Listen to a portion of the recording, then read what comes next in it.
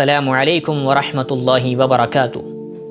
مفتی سلمان اظہری کا بیان اس وقت سوشل میڈیا پر بہت زیادہ وائرل ہے، جس میں وہ دیوبندیوں کے ساتھ اتحاد کی بات کرتے ہوئے نظر آ رہے ہیں۔ یہ کہتے ہوئے نظر آ رہے ہیں کہ میں دیوبندیوں کو گلے لگانے کے لیے تیار ہوں، ان کو سینے سے لگانے کے لیے تیار ہوں، ان کے ساتھ اتحاد کا اعلان کرتا ہوں، لیکن جو عبارتیں علماء دیوبند نے اپنی کتابوں کے اندر لکھی ہیں، جن پر ہمیں اشکال اور اعتراض ہے، تم ان عبارتوں سے تبری اور برات کا اظہار و اعلان کرو گے۔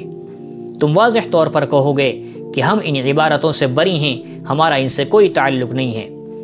پھر اس صورت میں ہم تم سے گلے ملنے کے لیے تیار ہیں اور تمہیں اتحاد کی دعوت دیتے ہیں۔ میرے دوستو، مفتی سلمان اظہری کا جو یہ بیان ہے اتحاد والا، یہ کوئی نئی بات نہیں ہے۔ اس سے پہلے بھی اس طرح کی باتیں، اس طرح کی کوششیں مختلف علماء کی طرف سے کی جاتی رہی ہیں، لیکن ان باتوں کا، ان کوششوں کا کوئی فائدہ نہیں ہوا۔ اس کی وجہ یہ ہے کہ بیچ میں کچھ شرائط ایسی رکھ دی جاتی ہیں کہ جو بالکل فضول ہوتی ہیں اور جن کا پورا کرنا لگ بھگ ناممکن ہوتا ہے۔ مفتی سلمان اظہری کا جب یہ بیان وائرل ہوا تو علماء دیوبند کی طرف سے جوابی سلسلہ شروع ہو گیا، جس میں علماء دیوبند کی طرف سے یہ بات کہی گئی کہ آپ اگر اتحاد کرنا چاہتے ہیں، آپ اگر دونوں جماعتوں کو ایک کرنا چاہتے ہیں، بہت اچھی بات ہے، ہم بھی چاہتے ہیں کہ دونوں ایک ہو جائیں، تو اس کی واحد صورت یہی ہے کہ آپ ان مباحث کو عوام کے سامنے بالکل نہ چھیڑیں۔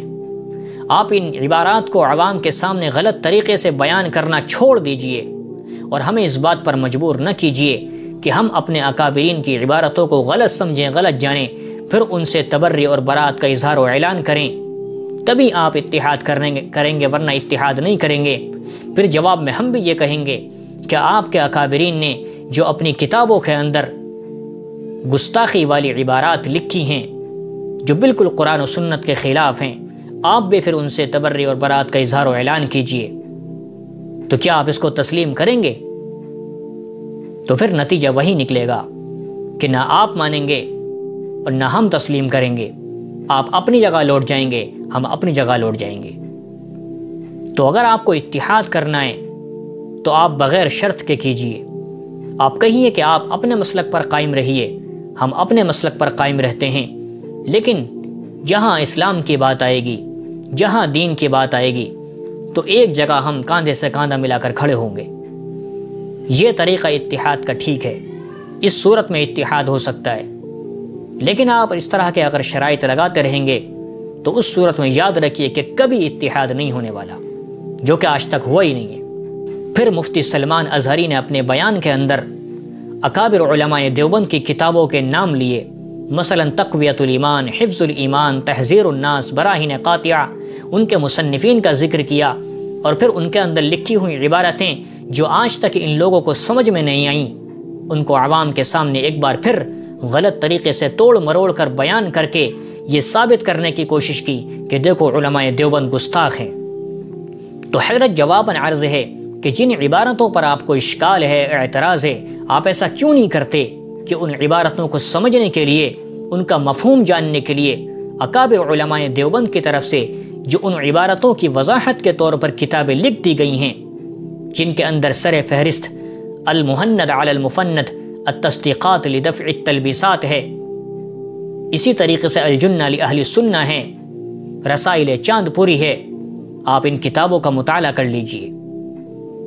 لیکن عجیب بات ہے کہ آپ کبھی ان کتابوں کا مطالعہ کرنا نہیں چاہتے، کبھی آپ سمجھنا ہی نہیں چاہتے کہ علماء دیوبند کے عقائد ہیں کیا، کبھی آپ جاننا ہی نہیں چاہتے کہ اکابر علماء دیوبند نے جو اپنی کتابوں کے اندر عبارات لکھی ہیں، ان کا مطلب علماء دیوبند نے کیا کیا بیان کیا ہے۔ عجیب بات ہے۔ خالی آپ المہند علی المفند کا مطالعہ کر لیجئے، جس کا ذکر میں نے پچھلی ویڈیو میں کیا تھا، جس میں اکابر علماء دیوبند نے علماء حرمین کے 26 سوالوں کے جوابات میں اپنے عقائد لکھ کر ان کی خدمت میں روانہ کیے تھے، اور انہوں نے توثیق فرمائی تھی کہ ان کے عقائد بالکل قرآن و سنت کے مطابق ہیں، ہمارے اسلاف کے مطابق ہیں۔ لیکن بڑے افسوس کی بات ہے کہ حضرت آپ سمجھنا ہی نہیں چاہتے۔ تو آپ کو اگر اتحاد کرنا ہے تو بغیر کسی شرط کے کیجئے، جیسے کچھ وقت پہلے ابھی علامہ ڈاکٹر طاہر القادری صاحب نے یہ بات کہی تھی کہ کتنا اچھا ہوتا دونوں ایک ہوتے، کتنا دین کا کام کر پاتے۔ تو اس سے بڑا ایک اچھا اثر پڑا تھا امت میں کہ دیکھو ایک اتنا بڑا انسان اتحاد کی بات کر رہا ہے لیکن کوئی شرط نہیں لگا رہا۔ آپ کم سے کم انہی سے سیکھ لیجئے۔ اللہ تعالیٰ سے دعا ہے اللہ ہمیں سمجھنے کی اور پھر سمجھ کر عمل کرنے کی توفیق نصیب فرمائے، اس امت کے ان دو ٹکڑوں کو ایک فرمائے۔ آمین۔ وما علینا الا البلاغ۔